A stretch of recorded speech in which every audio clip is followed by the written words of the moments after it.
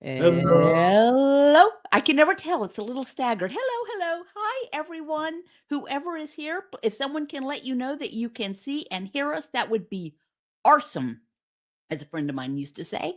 Hi, I'm Casey Durango of Go Keto with Casey, and this is the monthly first Tuesday of every month for the last 600 years, the Durham support group meeting with Dr. Eric Westman of Duke University. And for those of you who are new here, never been here before, there is no agenda.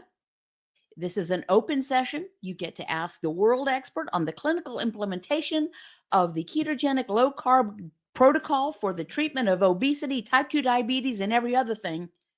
Well, I shouldn't say that, but a lot of other things are being helped.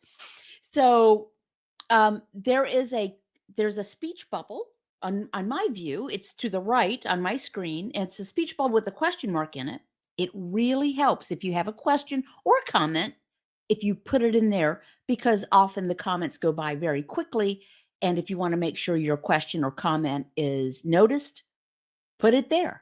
And that's it. So, that having been said, Dr. Eric Westman, how are you and what do you know good? Have you learned anything new in the last month to Well, turn keto?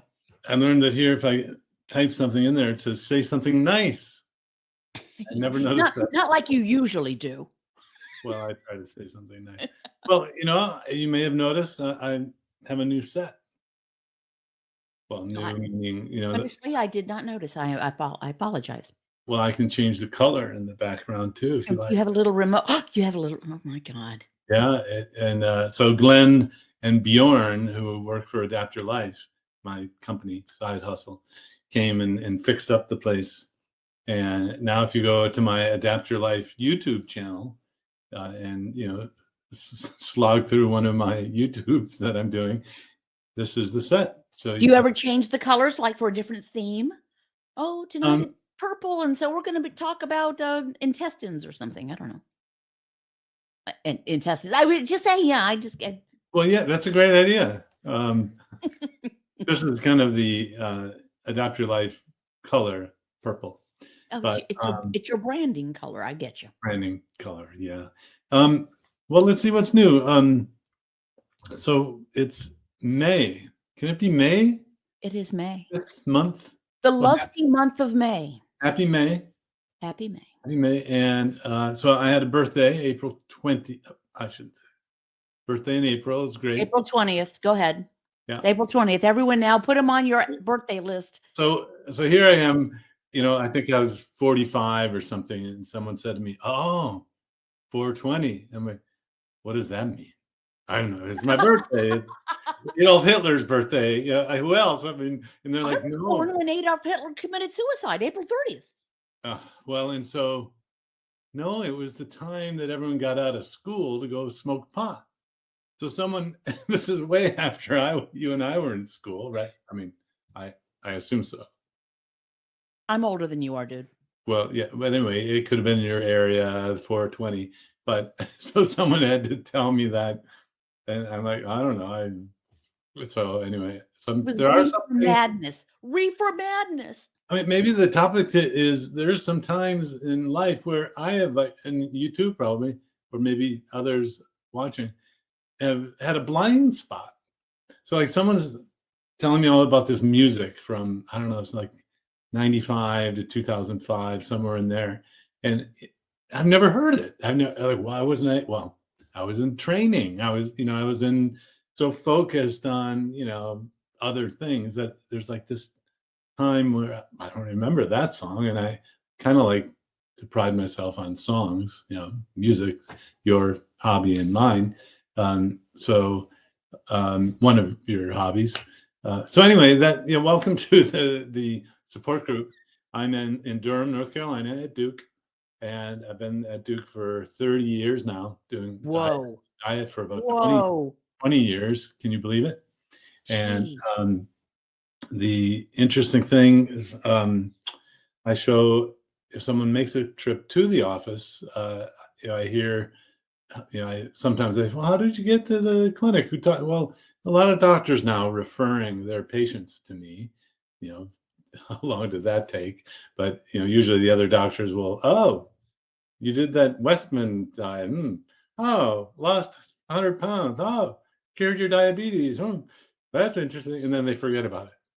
The second patient comes through and like, oh, anyway, it takes 2 or 3 hits, and know that it's not just random or lightning striking. And also, I'm sorry to interrupt. It also takes a doctor or a medical provider who is innately curious and open-minded. Well, and there's a cohort of doctors.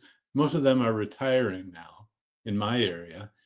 They never thought weight was in their bailiwick.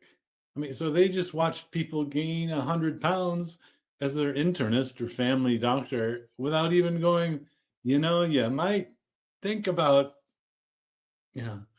Anyway, a couple people came because they got on a wait list, heard about me, and they patiently wait 6 months when other people call yesterday to see if there's a cancellation and they get right in. So, Pro tip, call Monday. Call Mondays. Yeah, and then it's interesting to see, well, obesity and diabetes is my kind of bread and butter, hypertension. You can reverse all No pun intended. Wrong. My cloudy bread and butter. Cloudy and butter. Did I tell you that I'm now a member of the cult of Costco? You came out of the closet and said you're a member of the cult of Costco. I've only gone a couple times, and it's really hard to get out of there under $500. I don't get it. It doesn't matter. You go in for heavy cream and some pork rinds, and it's $500. And I end up with a chair. But, so anyway, the clinic is still great, and seeing other kinds of illnesses. Someone recently who was curious to see if keto could help with Parkinson's or other neurologic problems, or there's a lymphedema. Oh, that's an interesting story. Someone came, having come to my clinic, and lost, I think 80 pounds. I don't know, a lot of weight, and she had, a year ago she had lymphedema. Nothing works. Everyone's depressed because everyone says nothing works. Of course, keto works. And a year now later, she looks great. I mean, you wouldn't even known that she had lymphedema. Can you do you have any insights into, first of all, the difference between lymphedema and lipodema? And those are two different situations, but do you have any idea why it might work? Is it really just a matter of, with lymphedema, fat mass being used for fuel?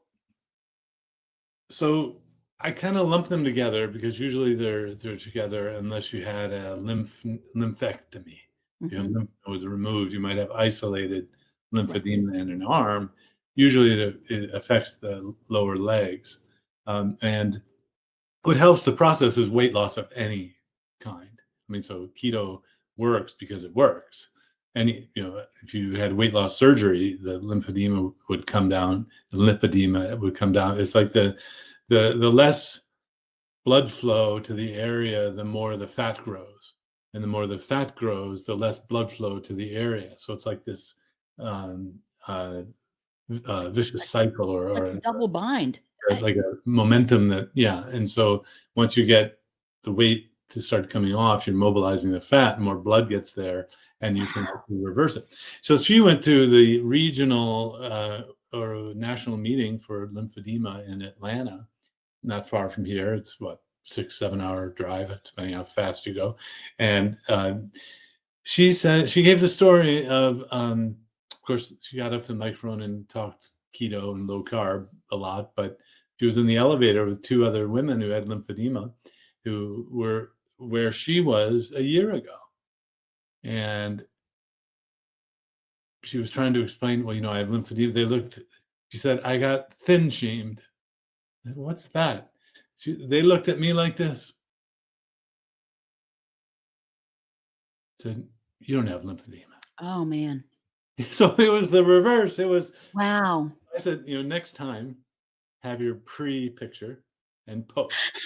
Repost, kind of like you have on your website, if you're going to try to influence other people one-on-one, you got to look like each other, Yeah, when You got to walk the walk. That Right. isn't that interesting? It's almost like, what are you trying to co-opt our condition, poser? You Or are a poser. instead of that, some people will well, not having been given tools that work, you can actually get kind of a defeated attitude. Of course. Well, Yeah. yeah, we've been told, even just forget about lymphedema or lipedema or anything. We've been told as human beings, male or female, and even more so with females, if you get to a certain stage in life and you haven't lost weight, it's just not going to happen. And Right. what past post menopause, forget about it. It's not going to happen.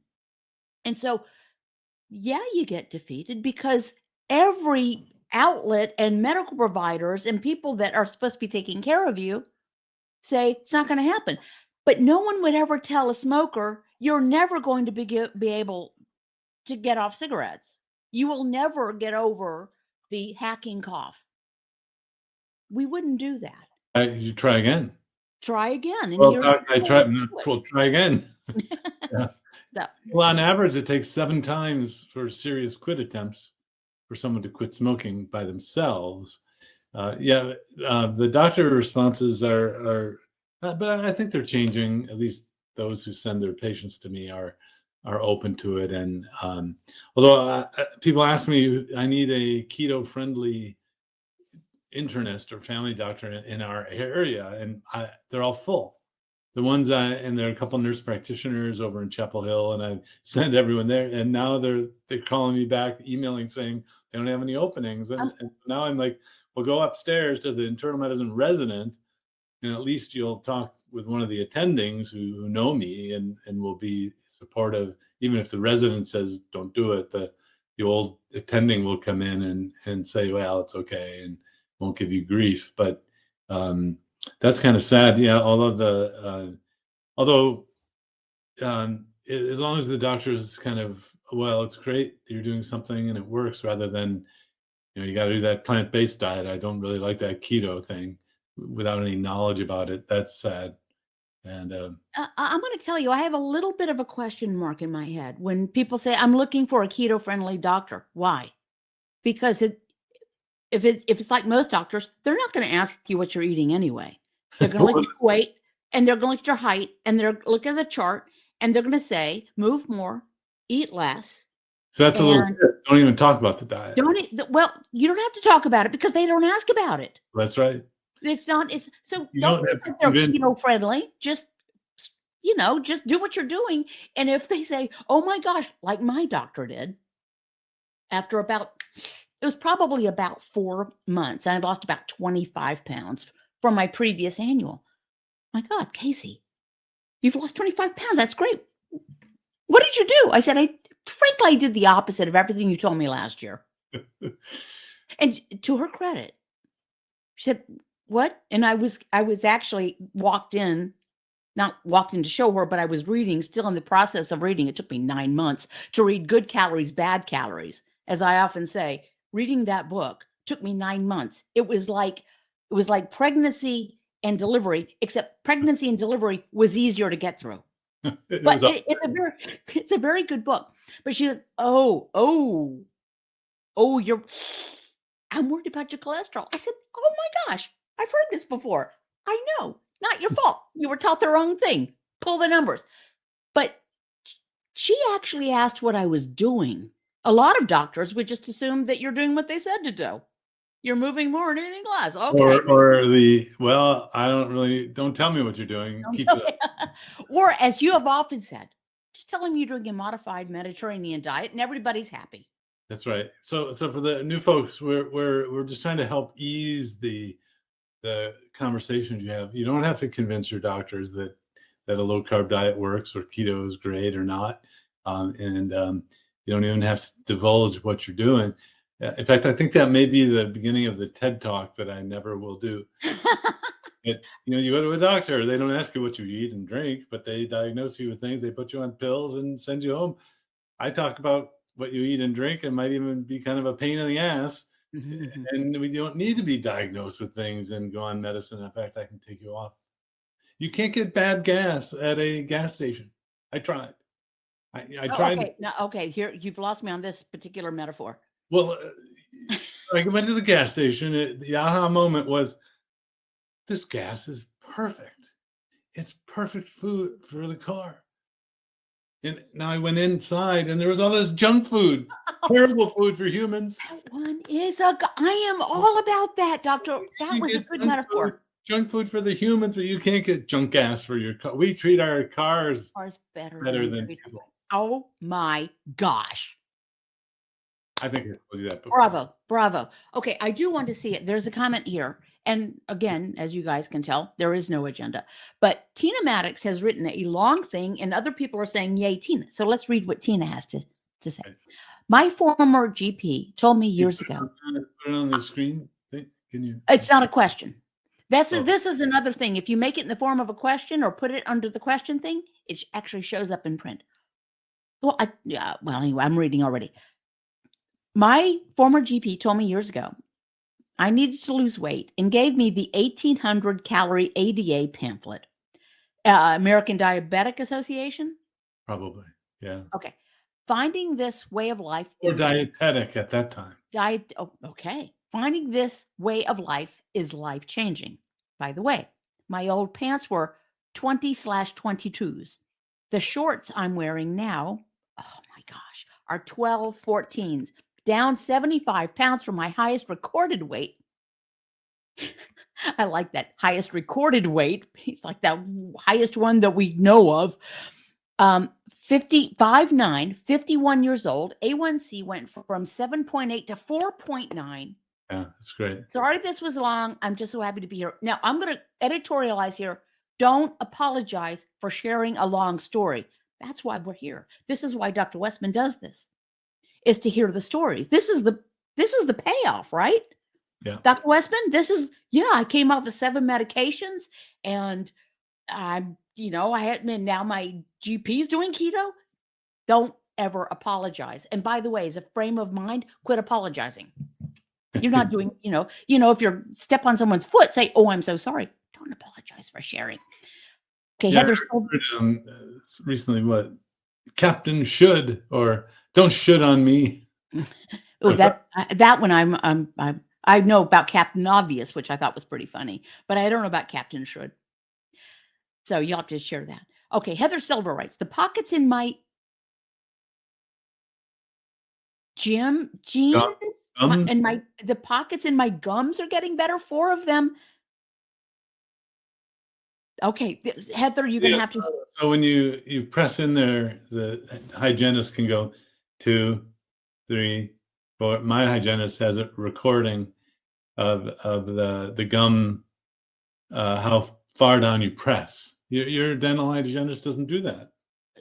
No, she just keeps on asking me what I'm eating, because I swear you look smaller than last time I saw you. And how are your kids? Let me tell you about my kids. This is how it goes with my dental hygienist. And of course, her hands are in my mouth. So, anyway, the pockets in my gums are getting better. 4 of them that measured 5 are now 4s. The dentist was impressed. Been carnivore since January. And Heather, I know, influenced her husband. And they have both lost 30 pounds each or something more than that. Fantastic. Fantastic. The sugar feeds the strep bacteria. I think it's strep mutans. And the reason you like use Listerine or Act or some other mouthwash is to kill that bacteria, and it feeds on sugar. So the more you go low carb, go keto, go carnivore, less sugar you have in your mouth, that bacteria that creates the periodontal disease and all dies and goes away. And in the keto low carb world, we hold up this dentist, Dr. Weston Price, with great high esteem. He went around the world in 1930s. You can imagine how hard that would have been in the 1930s. To travel around the world, his mission was to look at the teeth of people who had not been touched by Western food or the Western medicine. So you can see at the Weston Price Foundation website a video of him from that time, which is another amazing thing. And he's next to this indigenous guy, and he's like, "Oh, you're a big man." And look at those teeth; they're perfect. So, in this book called Nutrition and Physical Degeneration, it is a fantastic book by Dr. Price, Weston A. Price. The cultures that had no Western foods, including sugar, you called out sugar by name, they had no cavities. They had no periodontal disease. In fact, they had no malocclusion.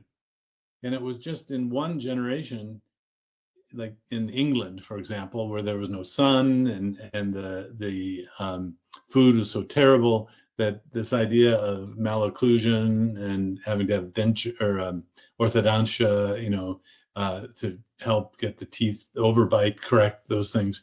Anyway, it's fascinating read. One of the best stories in there, I remember in Asia and some Pacific islands, he found a people who had access to all the coconut and fruits and all this stuff, but no, they farmed crab and they fed the fruit and the coconuts to the crab, and the crab meat, like little pens, got so full of crab meat that the exoskeleton, the shells would hurt. Ouchie. And they'd eat the shell, they'd eat the crab, not the fruit. They were second level sugar eaters. So it reminds me of the humorist, the comedian in the U.S. who, knocks out a cantaloupe or broccoli out of someone's hand and says, "Well, that's my food's food. Don't eat that. Don't eat that." But anyway, Weston A. Price, the dentists they rock. They know this, and yet I think I got a lollipop as I left the dentist when I was a child. After all that, I'm a picture, like a poster child for being raised with sugar. Raised among wolves, raised among sugar. I have no inside of my teeth; they're all cavities, fillings. Oh, bless. And they were all removed and replaced, to get the lead out there and all. Literally. One of the modern dentists looked in there and goes, "This is some conservative dentistry." Along those lines, not to interject, I get feedback that why don't you just shut up and let Dr. Westman talk? But I do want to share. I get that a lot. Two things. First of all, I had my eye exam today and I haven't been in probably 3 years. And How are your this guy. I'm sorry? How are your eyes doing? Perfect. Well, I have astigmatism, which I have a wonky left eye, and I have forever. Even with surgery, didn't correct that. But the doctor, who I really do like, he's like this, I said, "Should I be taking lutein?" He said, "Well, you can, but it's for macular degeneration, and you don't have that. So just eat some food." He's very like this. He said, "You are doing," he looked at my chart and he could see that I'm now 65. Thank you very much. He says, "Well, you have nothing that's going to happen as far as the things we expect to start happening. You're years and years away from it, if ever." I said, "Okay." Now, the other thing is, you said this thing about the one generation with the dental thing. Yeah. I'm going to go, this is a deep dive into Dr. Eric Westman and Stephen Finney and Jay Wortman. You were a part of a Canadian broadcast documentary. CBC, yeah. With the this was a long time ago, First Nations people. So these are people that are the Canadians call them First Nations. We would call them Native Americans. These are people that have been this, and they ate and they thrived and they lived off of, I can't remember the name of there's a fish and the fish oil and this. Oolakan, Greece. Okay. Yeah. And it seemed like this village, it was fairly not remote, but it was not like in Toronto. It was fairly remote. but it had been westernized. Yeah. And within a very brief period of time, these people who had thrived for millennia, obesity, type 2 diabetes, Yeah. high blood pressure, And it takes almost no time to undo 10,000 years, 70 million years, whatever, of what humans were always doing. It just doesn't take long. And to make it really menial, you can be doing this for a long time. I've been doing this for over 9 years now. I know you've been doing it longer. If I went out today and ate a really carby meal, for one thing, I'd puff up like, an inflatable raft, and I might quickly undo, not necessarily medically, but emotionally and mentally, all the things that have improved. And it's not like every day is a chore for me to not eat carbs. That's not the chore. The chore for me is don't eat more than I need.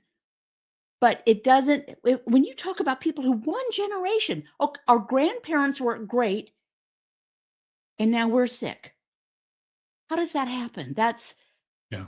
so Bad food. bad food.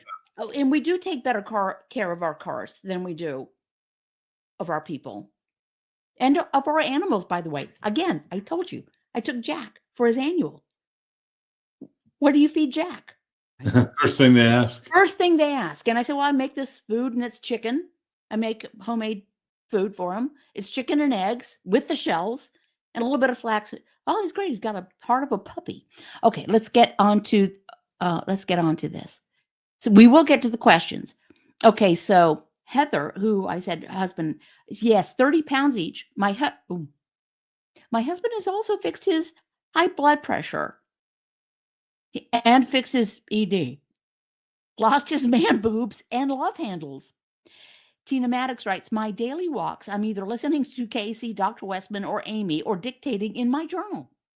Oh, and listening to the birds. That's, I'm glad you added that. Unplug and listen to the birds. Debbie in Dallas says, boom. Amy writes, and Amy's been to every Durham support group meeting since 1786. Spent 8 years with a doctor that was, don't know what that means, ELMM. As I begged for help. I assume this is Amy. I don't think so. Miller. Oh, it's not Amy Miller? Okay. Different Amy. I beg your pardon. As I begged for help. When I brought up prioritizing protein, she told me to be careful. It could make the diabetes worse. That was my last straw because I knew of keto for years. I found another doctor who supports keto and IF. I am still struggling to stay on track, but I'm not giving up. Eat less, move more was I'm assuming. Oh, eat less, move more. Thank you. The ELL, everything's an acronym anymore. I can't keep up. Shall we go to some questions? Yes, please. Okie dokie. So here, this is one of my favorite things about this. So from Carmen. So can you there you go. Hey, love pork rinds as a vessel for tuna fish, chicken salad, and dips. Is this okay? How many is too many? Yeah. So I'm not a big fan of pork rinds personally, but I know it's a comfort food for people in North Carolina. Having grown up in Wisconsin, I remember the man who in my clinic at the VA in Durham it must have been 1990. And he looked at me and said, "You never had a pork rind?" And I think he even said something like, "Where are you from, boy?" It's like, Wisconsin. We didn't have, if you can imagine me younger and even more earnest. He put Tabasco on the pork rinds. So I asked him how to eat them.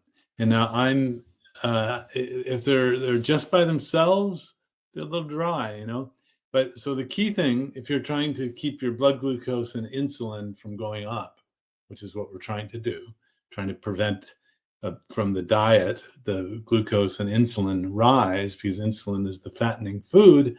Too much insulin causes insulin resistance. Then pork rinds are fine. Pork rinds can be a vehicle or vessel for I like that. It's a vessel. salad and dips. It's fine, and there's really no limit, within reason to them. Eat them until you're comfortably full. Even the ones that are, barbecue and all these other ones, I have no carbs or less than one. And if you don't like the porky kind of, man, it's really kind of slimy to me. I don't really like that. Whole Foods has a brand called 4505 pork rinds, and they come from San Francisco, which is So does Costco. Costco has the 4505. Yes, they do. Snob. Well, I'm a member of Costco now, part of the cult. I have to talk about lots of different stores though, unless Costco pays me some money, gives me a bigger, return. Right. To those of you who are just for the first time watching, we've gone back and forth for years about Costco and Chaffles and all these different. I know. Yeah, I hate to say it, but I have to say it. And I finally joined Costco because of the cloudy bread, cloudies, and the egg bites, and all the other great things that they have. But yeah, so pork rinds are fine. How many is too many? Is so. Let's say you're just starting. Don't worry about how much. Really, it's. But if you're like a year in, you're at a stall. You're not a plateau yet. If you haven't lost for a month, we call that a plateau, lost weight. Then I might bring up the idea that, well, you may have to watch the amount of things you're having. Interestingly, recently someone came in at a stall, not a plateau yet, but it's not working, and I'm taking a history, and the guy's eating 4 eggs and 4 strips of bacon or sausage for breakfast, and then he's having a lunch and he's having dinner, and he had lost weight, and now he's like this, and I'm like, why are you eating 4 eggs? I mean, and nobody comes in eating 4 eggs. It's usually 2, or by this time a lot of people aren't even having breakfast. So the amount can matter, even of pork rinds, if you're trying to get through a stall or figure out why it's not working the way you want it to. No, first of all, I will say this is where one of these things where this is so particular. This morning, I have a private sport group, and this is not a commercial for that, but the people in the group are able to submit topics for, because I do little tiny short videos without makeup and pillow hair and before coffee. The sun's not up yet. And it was actually today, someone had seen you, you're a patient of yours now, and they realized that on page 4, although it's allowed, Diet Coke, artificial sweeteners was not working for them. And the question to me was, as a person who's been through this, so you have a clinical approach, and you're a fit person. I've known you long enough to know that your weight fluctuates a little bit every now and again, but you're pretty fit right now. And I've seen you eating creme brulee and then eating Conrad's creme brulee on the cruise. Anyway, there are moments when this is page 4. I'm being page 4 compliant, but if it's on page 4, it's still not working for me. And my response was, page 4 is an allowed list, not a compulsory list. Must have. So if something is not, if you find out that the sensation of sweet makes you want to eat something else, or it does something to you, and just because pork rinds are allowed doesn't mean you need to eat them, but also it's not unlimited. And let's face it, pork rinds have no more nutrition than Pringles. There's no nutrition there. So at some point, if you want that little bit of crunch, and we've got pork rinds in this house, but although we don't count calories, calories count. and we really should be eating towards nutrition. So I'm absolutely knowing where you're coming from. The pork rinds are a dip delivery mechanism. Well, if you are in the mindless eating, so people come to me, well, my family, we get together with popcorn and pork rinds are a great substitution for that. So I wouldn't be happy if someone only ate pork rinds nutritionally, like you're saying. Yeah. This is one reason why we have clinics and why we have coaches and why, while the page 4 and influencer guidance on the internet can be very helpful and useful, there are nuances, individualization that, or if you're just watching enough of these kinds of interactions, you'll say, oh, maybe that applies to me, and you can test it out. Absolutely. And we're all so different. My husband eats 4 eggs and 2 slices of bacon every morning and lunch and dinner, but he's a different mechanism, right? He's reactive. But he's never, he is. He works hard at keeping me, in the lifestyle to which I've become accustomed, but he's never had a weight issue. He's never had an unhealthy relationship with food. All of these things come into being, and he doesn't eat carbs. He doesn't do that. He used to. So for him, 4 eggs and 2 slices of bacon and lunch and dinner works, but it may not work for everyone. It would not work for me. Okay, next question. Oh, Scott. Good evening, Casey and Dr. Erica. I asked this question about a year ago, just checking in to be sure if the answer has changed. Dr. Westman, are you aware of any actual scientific studies that give credence to the, quote, net carbs myth that some carbs, fiber, sugar, alcohols don't count? Excellent question. Well, so there's never been a head-to-head study that I'm aware of net carbs versus total carbs. The doctors that used this kind of diet in the 1970s, 80s, 90s through 2005-ish all used total carbs, not net. So if you went to Dr. Atkins in New York City, it was total carbs.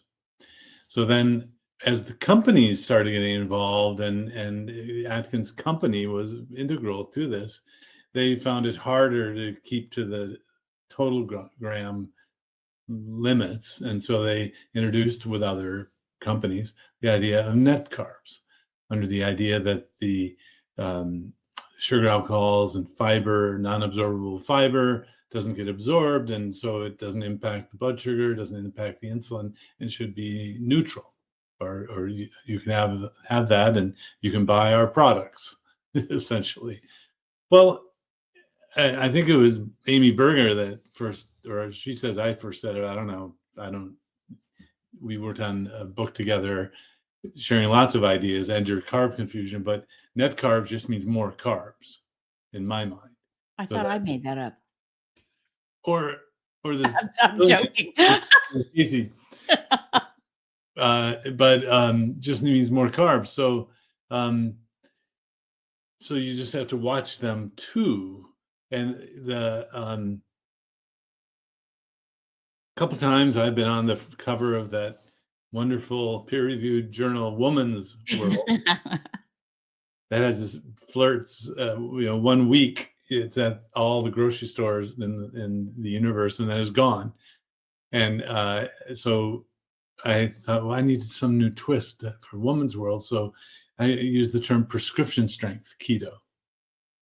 So prescription strength keto, and it kind of stuck with people. People said, oh, I really like that idea of prescription strength. And, because I'm a doctor, I can write prescriptions. So the total carb, yes, it was always used by these doctors. Net carbs is companies, and it's may not work as well. So I use that idea of prescription strength. It's a little stronger. And I have had people go from net, it's not working, to total carbs, and the weight starts coming down. I even went so far as to meet with one of the world experts on fiber, and she was all aflutter because you absorb non-absorbable fiber, and it can impact the blood, even though it's not supposed to by its name. This was Joanne Slavin at the University of Minnesota. So the other way to say it is your mileage may vary, right? That old saying. And if you're using net carbs, it's not working. Try total carbs, things may start working, and that might be all you need to do.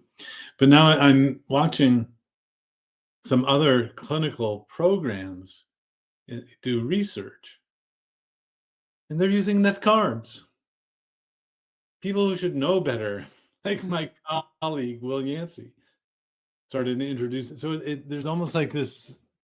It's misguided. This idea, well, not everyone can do total, Eric. And they say to me, and so they use 20 net carbs, and it doesn't work as well, nearly as well. And then in the VA study they did, they said, well, if people wanted more carbs, we let them have them. No, you can't. So it was, anyway, that VA study that Dr. Yancey did was a great study in terms of implementing a program that had a low carb diet, but they used kind of a lukewarm version of it. Now there's another group up in Michigan who's using a low carb diet again, and they're using net carbs. I don't understand.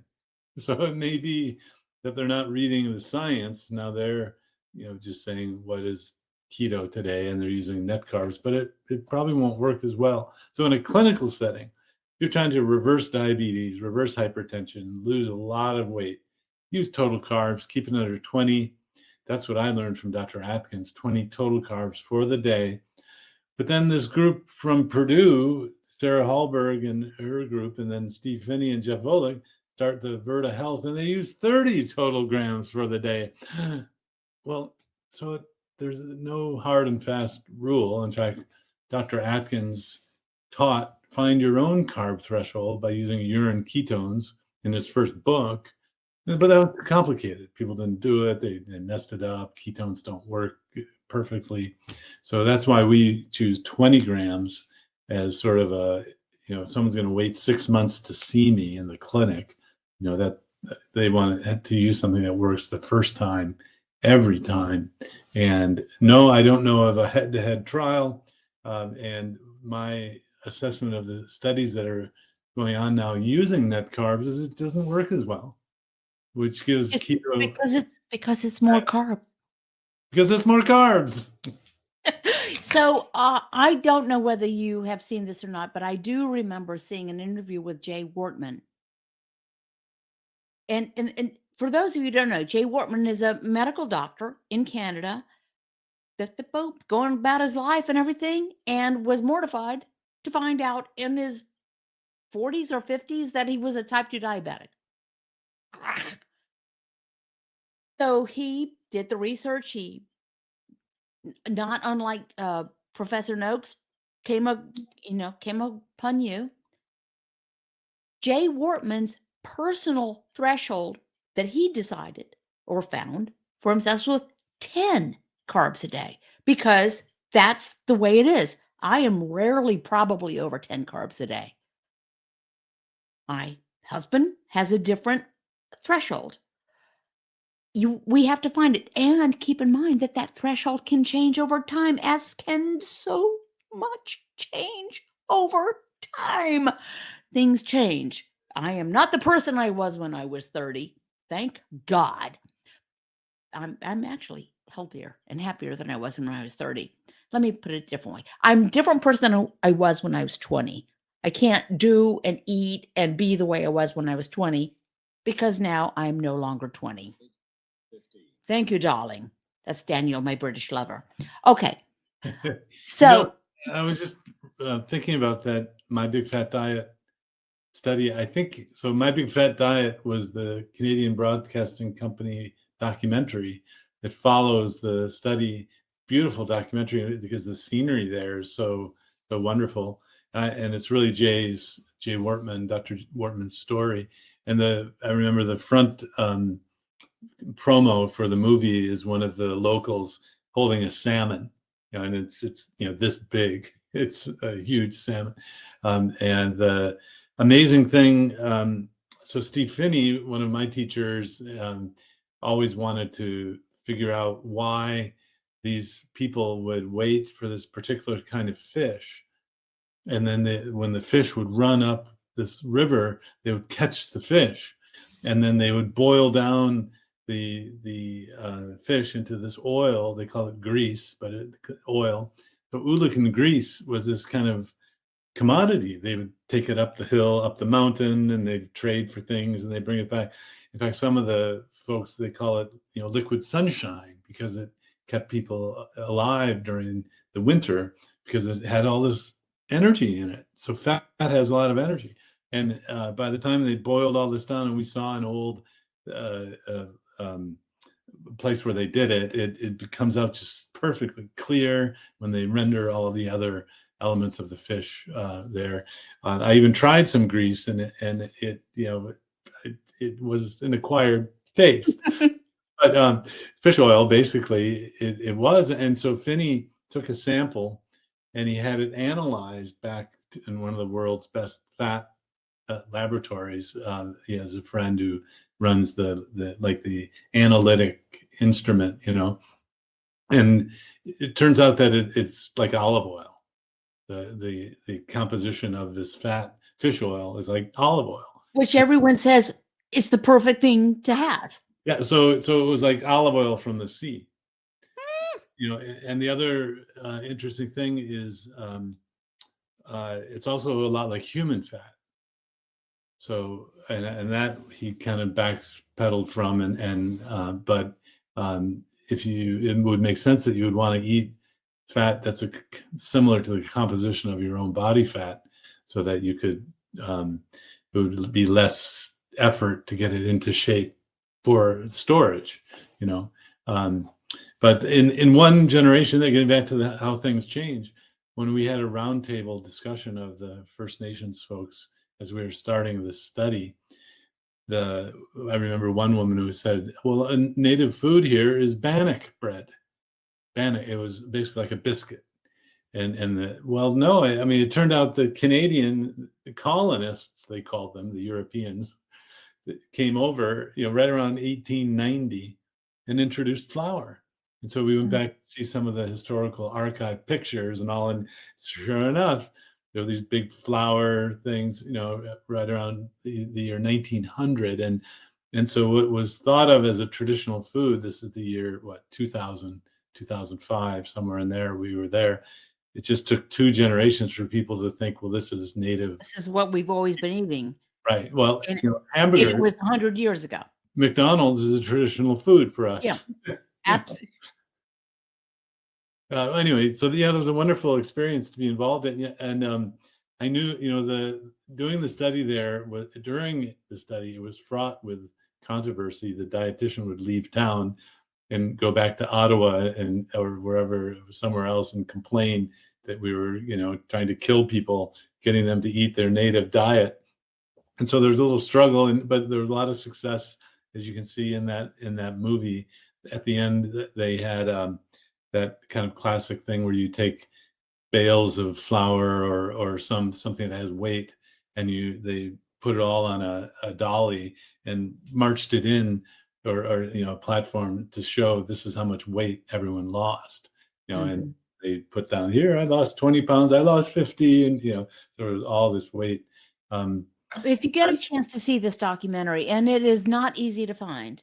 Is it really? It's like old school, and it's like VHS, but I mean, it looks like that on the screen.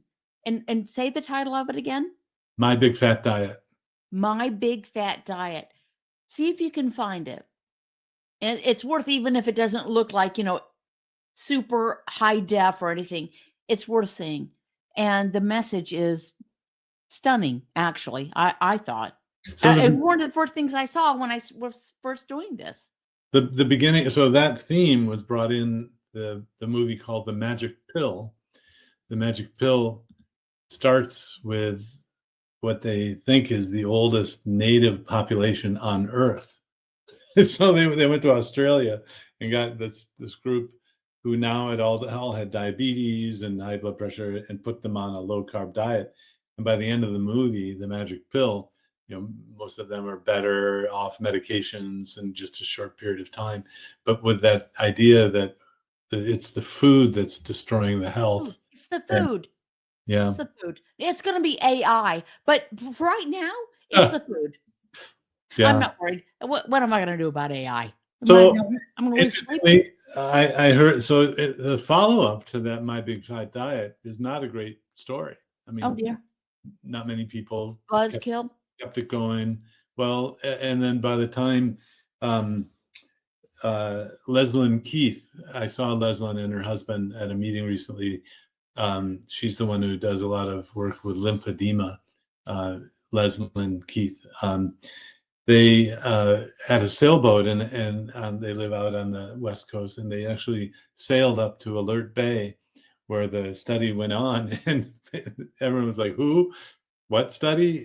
So it didn't have much staying power there. Partly because I'm sure the clinic people there said, "Oh, good Lord, glad that they're gone now." When actually it worked. And one of the best parts of the movie is the grocery store clerk is interviewed, and she goes, "Cauliflower, cauliflower. Why does everyone want cauliflower? I don't know what's going on." So they didn't give her a heads up for what people were going to start buying. Cauliflower and cream. I don't get it. Yeah. Anyway. And this could take another 3 hours to talk about, but this whole Okay, we'll move thing, this whole thing about this is going to kill you, so we don't want to promote it. So let's not talk about it. Oh, and guess what? Guess what? We came back 6 months later and it didn't work because we didn't want to talk about it. We didn't believe in it. We didn't want to promote it. Oh, it didn't work. Definition of self-fulfilling prophecy. Okay, next. This is from Ange. Hi, Casey and Dr. Westman. I recently had blood work done, and my C-reactive protein is 1.6. My doctor said this is a little high. What are thoughts, Dr. Westman, and how can it be lowered? I've been doing your work eating keto for several months and have had success losing weight and feeling physically much better. Yeah. If we were in one of the old movies, I'd say keto on, dude. You want to keep doing what you're doing. And, the C-reactive protein is an interesting test. It can fluctuate, and you want to see like several numbers over time. Excuse me, I'm sorry to interrupt. Can you explain what C-reactive protein is? Well, C-reactive protein is an inflammatory marker. It's just one of these molecules that's around if you have inflammation. So it got a lot of attention because drugs can reduce inflammation, but so can lifestyle. So any sort of chronic pain or chronic infection could raise the C-reactive protein, being overweight. So you want to just keep doing a healthy, to the extent that food, what can you do about food in the C-reactive protein is limit the carbs. Carbs are the pro-inflammatory element in the diet. So if the doctor, for any reason, starts pulling out that prescription pad to treat something, you want to, pause. And if you're in the process of losing weight, don't change what you're doing based on a blood test. If it's, even a cholesterol level can go up when you're losing weight. And umpteen times in my area, that's a scientific number, umpteen. Doctors will be browbeating and fear-mongering my patients to put them on a statin pill for a high cholesterol when they are still losing weight. So this is not common knowledge among doctors. It's a kind of secret that we obesity medicine doctors teach amongst ourselves. I wish you would start sharing it. You're so rude to keep it to yourselves. We have to have some secrets. We have to have some secrets, like, and we keep the list of foods so private so private. It's not They're been everywhere. bastardized and put on Pinterest 50,000 times. I know. But Now, what's the thing you say, Dr. Westman, when someone comes into you and says, "Okay, I've got this, and here's my blood work. And my doctor is really worried about my cholesterol." really worried. Yeah. What's your recommendation? Well, I used to say something flippant like, Do it. Be flippant, dude. Come on. maybe I should send them a pill for Valium.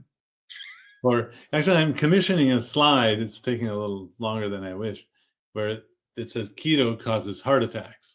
And the slide, when you look at it, there's a doctor reading a cholesterol level, and someone told me there should be a statin bottle in the pocket of the doctor. And he or she, has a heart attack while the patient is like, calling 911, saying, I'm on a keto diet. That's Right? So that it's amazing, caring doctors. I have to believe their intentions are good, but because all they know are medicines or plant-based diets, and then they start, trying to persuade you. So today I say things more like, "Oh, well, that doctor just doesn't understand," and there's an old way. And I have to, I've kind of practiced this in a mirror. There's an old way to look at cholesterol, and that's the total and LDL cholesterol. There's a new way, and that's the triglyceride and HDL. In fact, we also include the waist circumference, the blood pressure, and the blood sugar. So you never want to just look at the LDL cholesterol. And then I pull up on the screen, if we have the labs, to show the old and the new, how the new look is better, the old might be the same or worse or better. And then I will say something like, just tell your doctor you're doing the Mediterranean diet and it'll be fine. It's more, but that's not true, because the LDL is still something they want to treat. And You're so much nicer than I am. I just want to say, you need to tell your doctor to get a grip and read a book or an article, even. Maybe even look at an article. Maybe look at a video of Dr. Westman. Maybe read the research. I've said this before. Dr. Oh, that's great. I've been doing, not Doctor Who, like the. I guess. I know. But I'm doing more. I'm kind of switching topics, doing more focused reacts videos to the vegan guys. So the Michael Grieger and Neil Barnard and they anyway, some of these videos, I'm basically calling out. In fact, we have a stamp now that we're going to be using, plant-based bias, and it's going to come up on this screen. Oh my God. Are you going to stick your neck up that far? I am. And I'm proud of you, dude. Only reason is because these videos are coming up on my patients' screens, and they're getting worried. And they're scaring them. Yeah. So down below, one of the comments, what I was leading to was the idea that this is so helpful because I was following your program, and this came up on my feed, no, that wasn't what I was thinking about. Anyway, it'll come back around. Yeah, anyway, I'm curious to get some feedback from folks. I've had, like a few people say, gee, I didn't really sign up to have you talk about how the other people are bad, but I'm afraid there has to be a role of calling out folks. And someone even said that you could flag it as being not information, being inaccurate or something. I don't know. I will tell you, I think that there's room for plant-based if that makes someone feel better. They're healthy, they're happy, and they feel centered, and it's the way they want to go. I have no problem with that. To start demonizing eating a chicken, I don't demonize eating broccoli. You want to eat broccoli? Eat broccoli. If you want to, if kale is your jam, eat jam. I'm not jam. Don't eat jam. Don't eat jam. Eat kale. I think we have become too encamped. And I think that there might be humans that have become so, there are people that feel better avoiding certain things. Some people don't feel good. They're pescatarians. That's the way they work. They feel good. They're healthy. They're happy. They're fit. Muzzle tough. I have no problem, personally, I have no problem with that.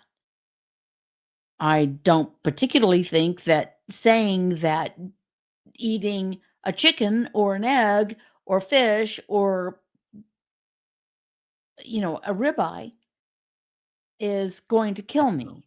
Well, I know it's not because I've been doing it for a really long time. So I think encampments are dangerous. I'm not in with the encampments, and I don't think that's what you're saying. But it would be good if there was science behind everything, Absolutely. just the science. But if you're going to say something philosophically, say, this is my philosophical feeling about this. This is my personal belief. So Don't say it it's science. finally occurred to me doing one of these videos, and I'm afraid we're doing a few of them, is that you want to talk to an expert on a keto diet. If you want information about a keto diet, you don't talk to an expert on a vegetarian diet. So they say these experts on vegetarian diets are saying keto diets are bad. And so I was, well, use these experts for the vegetarian information. I'm trying to come at this with logic when it's not logical from their side. They're just trying to, have you not eat animals because they're for animal rights. And so anyway, I hope those are helpful, and they do get a lot of views, I have to say. Well, that really is the point. Snark, absolutely there. Here we are at Debbie and Dallas. My doctor said it is hard to sustain this low carb diet. Yeah, not for me. Maybe it's hard for that doctor.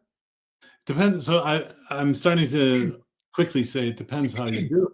Depends how you teach it. So if you learn a difficult method of doing one, you follow. I got introduced. I did some videos, TikToks. I was sent. Oh no! No to respond to. No. What? Stay away. No. No, I watched TikTok and I responded to it. Don't watch TikTok. No, bad. Yeah, I know. Yeah, but these people are watching this, Casey. You can't just. I don't care. Don't. Well, but so maybe the doctor was watching Liver King. Have you ever seen Liver King? If a doctor is watching TikTok, don't listen to that doctor. For goodness sake.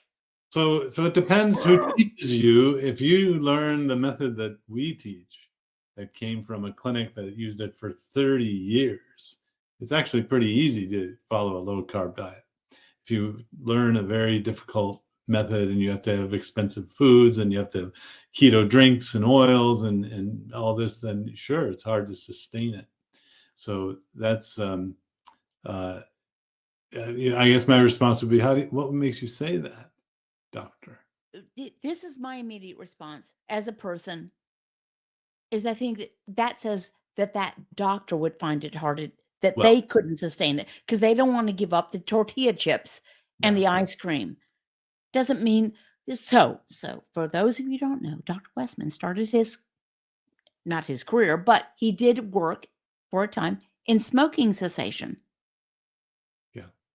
I'm sure there are doctors who smoked who said, who felt, maybe they didn't say it out loud, it can't be sustained. It's too addictive. Nicotine is too strong. That would not be Dr. Westman. But what if you went? What if you're trying to give up smoking, and you went to a doctor who was a smoker who didn't want to give up nicotine? And they might even say Consider that. the source. So that can't be done. Wait a minute, dude. I just did it. I've been doing it for like I've just lost 75 pounds. You're telling me that I can't do it. Judy from Hopkinton, Iowa, who was your co-host on the Woman's World, Women's Daily, she's lost 150 pounds.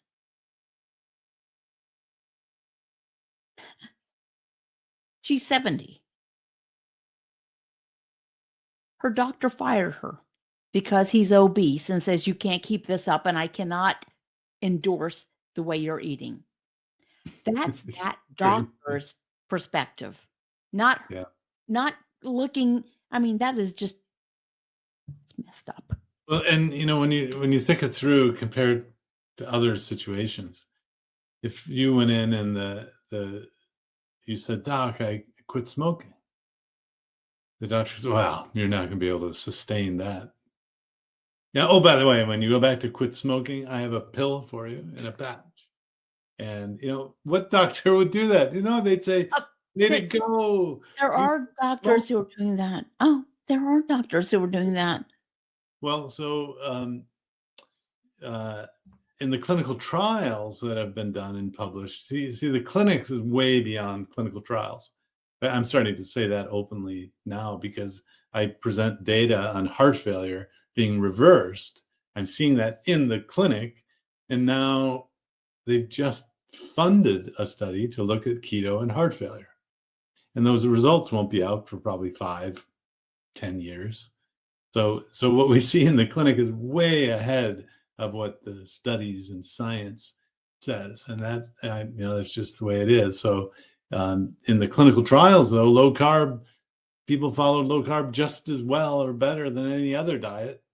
So, that would be, it's not sustainable. Well, what diet is? The typical American diet? That's not healthy. So anyway, you can't argue. Well, it's sustainable until you keel over. So the standard American diet is totally sustainable until you die of stroke, heart failure. I just come back and say, well, I've done it over 20 years. I don't know about that, doctor. And then how you do it has a big role in how easy or difficult it is to do. I remember the first time I gave a study result, the dietitian came up and said, but you have to eat carbs. The brain needs carbs. I had just presented 50 people over 6 months who ate no carbs. We documented it by urine tests. They had ketosis. They were eating no carbs, and they lived, lost weight, and all this. And the person gets up and says, you have to eat carbs. The brain needs carbs. And I was just kind of sputtering because there was such a stupid question. My next, and then I learned, I do learn, try to learn over time. The next time I presented, the first person on the microphone was, you need carbohydrates. The brain needs carbohydrates. And I politely said, well, we just did a study where nobody ate carbs for 6 months. They seem fine. And I don't eat carbs. Oh boy, when I said, and I don't eat carbs, that dietitian was like, oh, just taking this personally. And so there's even amongst scientists and dietitians and doctors, there's a human element of wanting to follow someone. Why is it called the Atkins diet? People wanted to follow Dr. Atkins. You want a leader and someone to follow and all that. I shied away from that. I don't want it to be the Dr. Westman diet, even though that's what it's called in my area by other doctors. It's called the Durango diet, where my husband goes. Well, down in Colombia. Fantastico. But so anyway, I guess my point is you want to use that personal element. And so if someone says, my doctor says it's not sustainable, my response might be, well, I've done it over 20 years. Let me teach you how I've done it. There you go. Thank you. I think I have that. Shade. That's Pardon? Good. Throwing you a little shade. That's good. Well, maybe not for you, but I can, doctor. I'm sorry, but I'm good. This is the thing. We have to, Some people, not I, lay so much store in the opinion of people we see for 12 minutes once a year. Doctors. We see our doctor. If it's 12 minutes, we're lucky. Once a year. They don't know who the freak we are. They don't know what's going on in our lives. My doctor does. I have one of those good doctors. What's going on with the kids? What's going on with your husband? How's Jack, the dog? But she's unique. But usually it's not looking up, going on an iPad, going through the things. The nurse has already taken the blood pressure. They don't ask what you're eating, what you're doing, how you feel, what's going on in your life, what trauma there is. But Casey, why would what you eat be relevant? I don't know. Why would that be relevant at all? Only because it is the thing that informs our health every day. By the way, I learned that if you put diesel in a regular car, you kill it. You don't want to do that. So you take really good care of your car. Yeah, I do. And they make the plugs really different on a diesel. And they make it the things like, don't put this into anything other than a diesel. One of my young patients did it. He's the one that told it to me, told me the story. And I was like, God bless. Yeah, it was, I don't know how. Anyway, don't do that. Don't do that. But you eat matters. And they go into the sheets and they grab the Pringles and the 57 varieties of Lay's flavors that you can get. Pop-Tarts. And Pop-Tarts. And they're so delicious, but they're not good for us. Okay. Here we go. This is from Pam, who writes, Dr. Westman, can Xarelto elevate blood sugar? I am 65. No, yes, 65. I don't know. I don't have many people on Xarelto. Oh, can you explain what that is? I would go to Dr. Google. Well, it's late. It's late, you guys. Google University. So, well, no, but even then, I would in the office pull up. There are too many drugs, and they all sound the same. Pull up. Ozempic. I know. So Xarelto is a prescription medicine to reduce the risk of stroke and blood clots. So I see it's being used instead of Coumadin for it's a blood thinner. It's a blood thinner, yeah. So I don't know. That's an interesting question. Although I have become the doctor I said I would never become. I think any drug can do anything. Say that again. I think any drug can do anything, and I know that sounds irrational and anti-intellectual. And there was a doctor who said that when I was in training. Any drug can do anything. I thought. Are you being sarcastic? No, I'm being real. The doctor, when I was a young doctor, the older doctor who said, I think any drug can do anything, I thought was just crackers, I didn't think it was right. Now I've had so many people tell me through the years that, you told me that drug didn't do it, but actually I stopped the drug and whatever it was got better. You said this to me, and then I had to, but for some other reason, I stopped the drug, and the blank is better. So the only way to really know if that's causing a blood sugar elevation is to stop it, check the blood sugar, restart it, check it. The unique interaction of these drugs is in every different person is unique. So anyway, that's my bobble-headed view of the only really way to know. You said bobble-headed. Yeah. Did I? Oh, now I'm going to have to order a Dr. Westman bobblehead. I don't know about on eBay. Stamp that as or on SB. No, ST. That's what it's called. Okay, now we're going to get this from Tina Maddox. So I don't know. I'm doing the 7-day restart. I make cloud bread regularly for lunch sandwiches. I use sour cream instead of cream cheese in the recipe. There may be 1/2 to 1 tablespoon in 2 slices. Does the sour cream count toward the fat limits for the day? In parentheses, with heavy whipping cream, mayo, etc. Yeah. Yeah, but the actual amount, I don't recommend that you take a measuring cup for all the cream that you have, unless you're at a stall or a plateau or trying to figure out something. Most people will just ad lib, make these things and eat less. So you can make your own. In fact, for years, I taught people how to make the Atkins Revolution rolls, which is really the precursor to cloud bread, same as Oopsie rolls, and now protein sparing modified fast rolls. Yeah. Well, it's all the same idea. You separate the eggs, whip up the egg whites, mix the yolk and cream cheese, I guess here, sour cream together, fold in the egg whites, put it on a cookie sheet, and bake it. Now, there's a company, cloudbreadcompany.com, that does that for you. Find it at Costco, the Cult of Costco. In fact, I saw Jason Fung getting money, I'm assuming, from this breath ketone company. Jason Fung was hawking an acetone meter. Maybe I should become a spokesperson for Cloud. No, I've got like 3 of them in my cupboard. They send them. Don't do that. Don't do that. Don't do that. Thank you. I will lose respect for you. I was joking. I can't tell.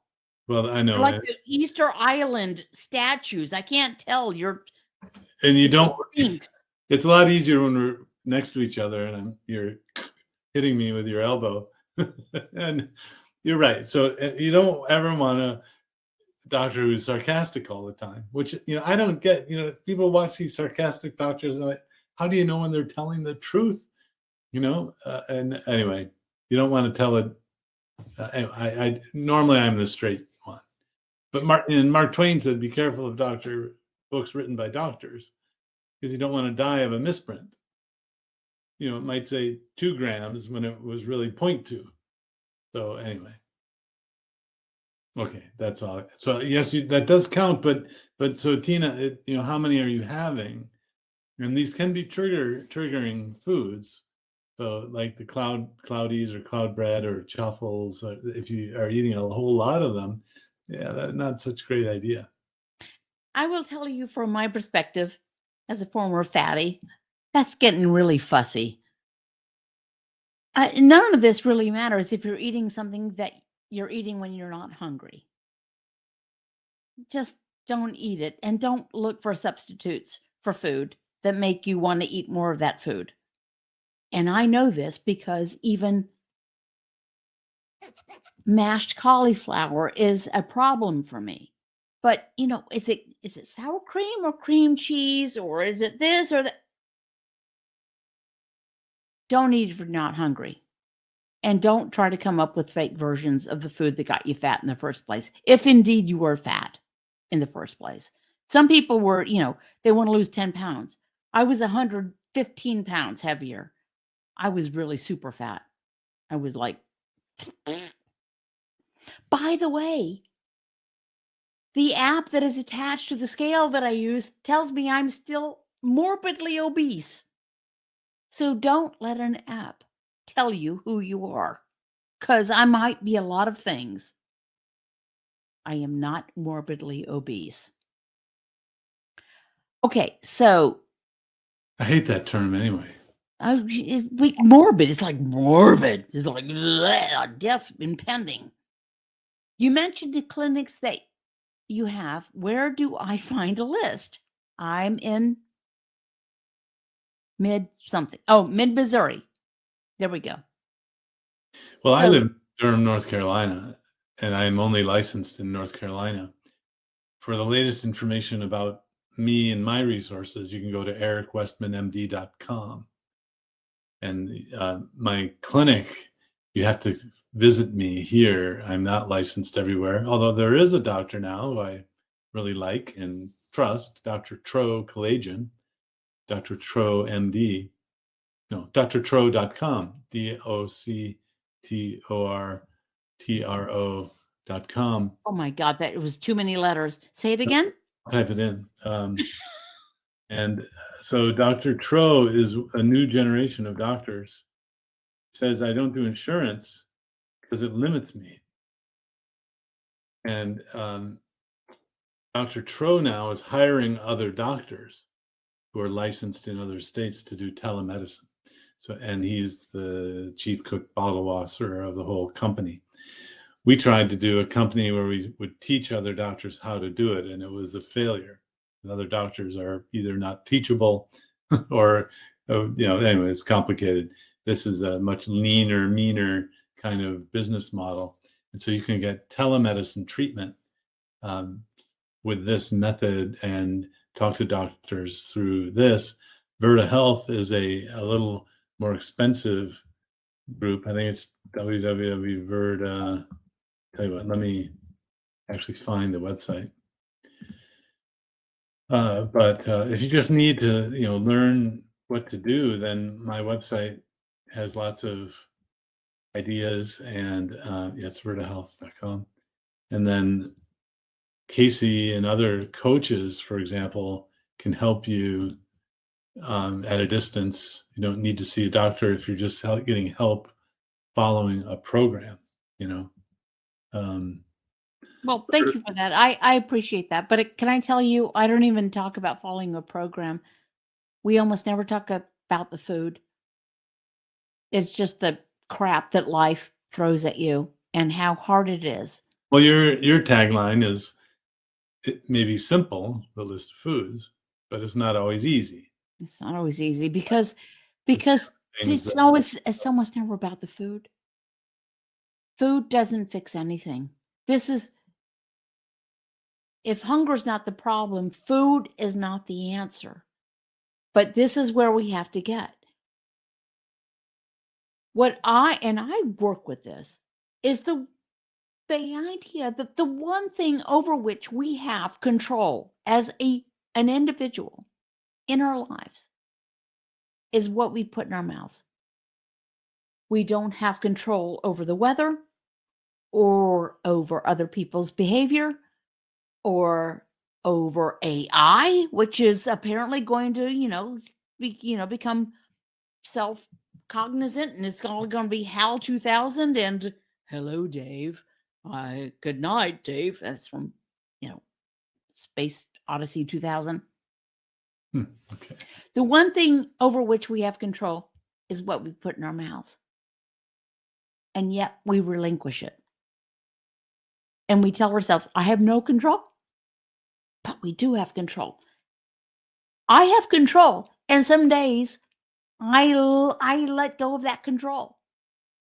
It's never Pringles or ice cream or tortilla chips, but it's more food than I require. So getting to the point, it is doable. It is doable. Laying off the carbs is doable. Our brains might require glucose, but our bodies will create it.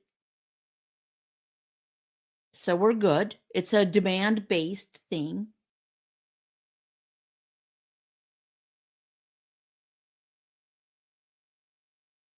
But the implementation is the challenge. Yeah. Well, so thinking mindset, I have a new thing for you to work on. Okay. Okay. And that is that all humans become fat-burning machines after not eating food for 2 days, because that's what we've stored. So nutritional ketosis is normal. Everyone does it. Almost like the Palmolive commercial. You're soaking. Madge sitting with the yes. Oh my God, I don't believe you remember that. I do. And nutritional ketosis is normal. It's natural. In fact, if you developed a computer, you made a machine, and when it was low on energy, what a little pop-up screen came up and said, I'm low on energy. I'm going into self-destruct mode. if you don't feed me, if you don't, no, it says, should I go into safe mode or low battery mode, So nutritional ketosis is really going to be making efficiencies. You don't have as much food around, and so actually it's going into safe mode. This is such a great. I love this. Isn't that good? This is good. I applaud you. Got to riff on that and figure out that, because then what I'm working on is this umbrella. In fact, I think we should get together sometime with a hose, and the hose is basically the junk food. The rain, or the hose. We're in this blizzard of junk foods, and so you can have an umbrella. With that's a keto diet, keeps you away from the junk foods. You're not going to hose me down. I can tell you that right now. That might be one of your fantasies, but you're not going to do that. But I understand where you're coming from. And another umbrella we put up has a few holes in it. That's going on a medicine. And then a little drip comes through here and there, but the fat burning continues. And then bariatric surgery, you show this big umbrella and it has a little tiny hole like this. They make your stomach as big as a hen's egg. And then you put that up and not much water gets in. You don't get wet, so that you're fat. Well, we really need to do over a fireplace. Okay. That's it. We are going to totally. With the paper. This is really. You have lost me a little bit, but that's okay. We'll talk about it. I think we need to at some point do a real fire pit metaphor with the paper and the paper and the lighter fluid. And if one of us gets burned, it's going to go viral. It'll be you getting burned, because I'm not doing that. We do have another question from Tina, or a comment. Just 2 slices, maybe 3 per day on weekdays. It does not trigger anything for me. I'm a nurse, have to eat fast, and it's easy to wolf down a sandwich when I'm hungry. I might have missed something. Did I miss something? I think that's the cloud bread. How much you're having? Cloud bread. Okay. Well, if it's it may not be okay. Just give it a try. Give it a try. Figure out what's good for you. Let us know how you do. Okay. So, yeah, fireplace, umbrellas, so much information. Okay. So, basically, you have not found anything that it bumps you off of the message. Keep your carbs really low. Don't eat if you're not hungry. Stop eating when you're how do you put it? Eat until you're comfortably full. Eat until you're comfortably full. I say stop when you're satiated. That's a big word, satiated. Oh, yeah, I give people credit. I know that they know what I'm saying. And then I have added, be patient and persevere, because it's hard. Yeah. It is hard if you become discouraged.